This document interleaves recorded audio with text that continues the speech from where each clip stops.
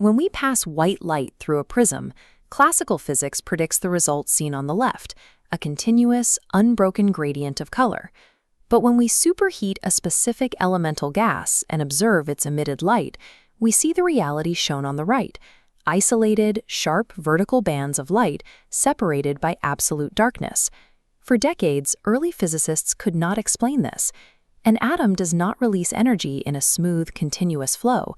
Instead, it emits light strictly at highly specific wavelengths, leaving vast gaps of blackness in between.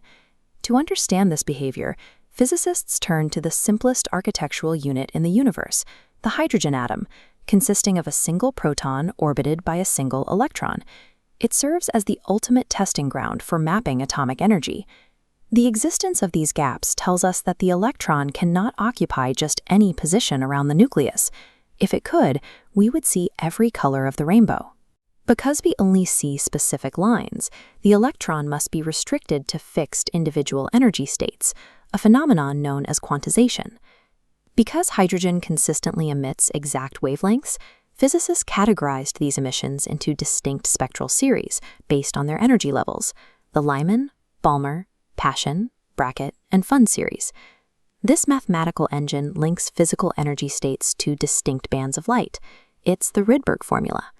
By plugging in just two integers, the electron's initial state, Ni, and its final state, Nf, it calculates the exact wavelength of the emitted photon.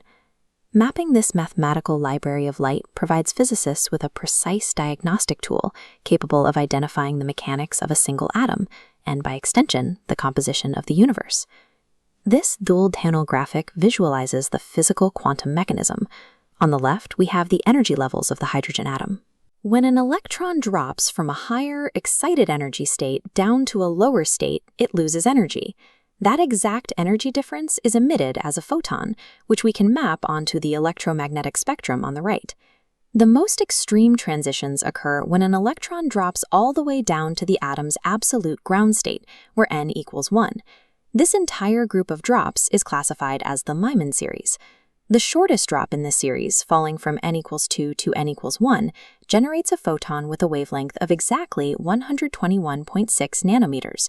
This specific transition is known as Lyman alpha. Looking at the empirical data for the complete Lyman series, the wavelengths span from 91.2 nanometers up to 121.6 nanometers. This entire series exists strictly in the ultraviolet region of the spectrum. Because ultraviolet light is strongly absorbed by air, the American physicist Theodore Lyman had to utilize specialized vacuum chambers to capture and map these high-energy spectral lines in 1906. The Lyman series verifies the existence of hydrogen's high-energy ground state. Every time an electron drops to this n equals 1 level, it releases a high-frequency photon that sits far beyond the violent end of our visible range. If we move one step up, we reach the Balmer series. These are electron transitions that end at the second energy level, where n equals 2. Drops to the second energy level emit lower energy photons, placing them squarely in the visible light spectrum. The drop from n equals 3 to n equals 2 produces a red photon at 656 nanometers, known as H alpha. As the electron drops from progressively higher states to n equals 2, the energy increases slightly. A drop from 4 produces cyan light at 486 nanometers, H beta. A drop from 5 produces blue, H gamma, at 434 nanometers, and a drop from 6 produces violet, H delta, at 410 nanometers.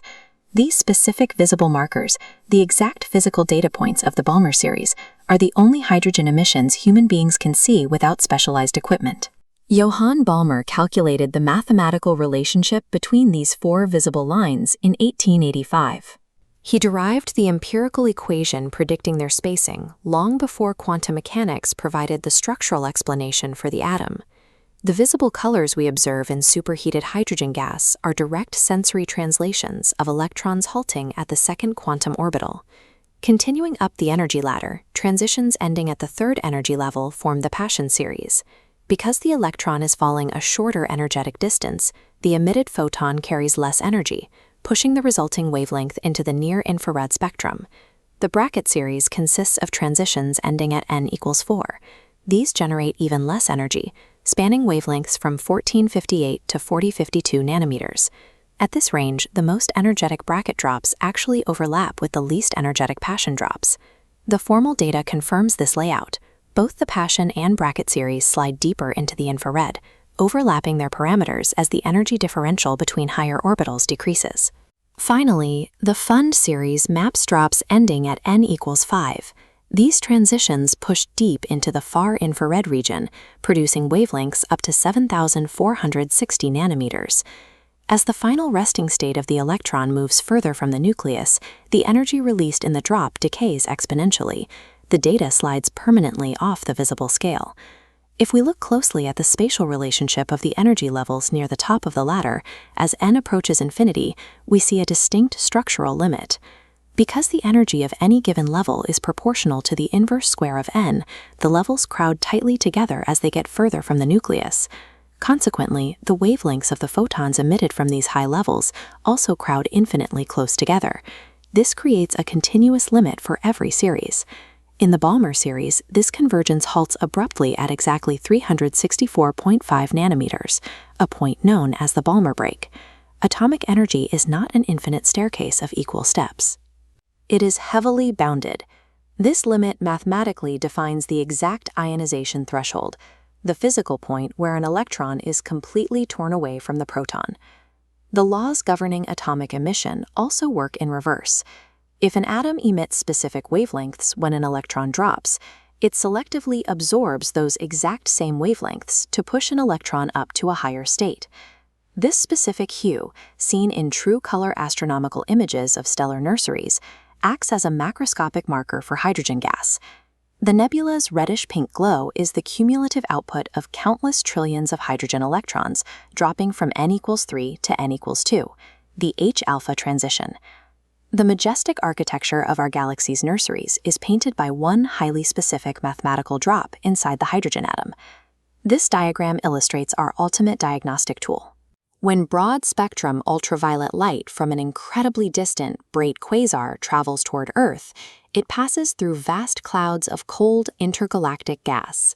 As the light hits each hydrogen cloud, the gas selectively absorbs photons at exactly 121.6 nanometers to excite its electrons. This creates a distinct notch in the light spectrum. Because the universe is expanding, the light stretches as it travels, separating these notches into a densely packed, jagged graph known as the Lyman alpha forest. By analyzing this forest, physicists can isolate slight isotopic shifts. Heavy hydrogen, or deuterium, absorbs light at a slightly different wavelength than normal hydrogen. Measuring these tiny deviations gives us the exact ratio of normal matter that existed in the early universe. The identical behavior of these electrons across billions of light years allows us to use the hydrogen atom as a universal yardstick. By reading these exact wavelengths, we can calculate the density and expansion history of the cosmos from its earliest moments.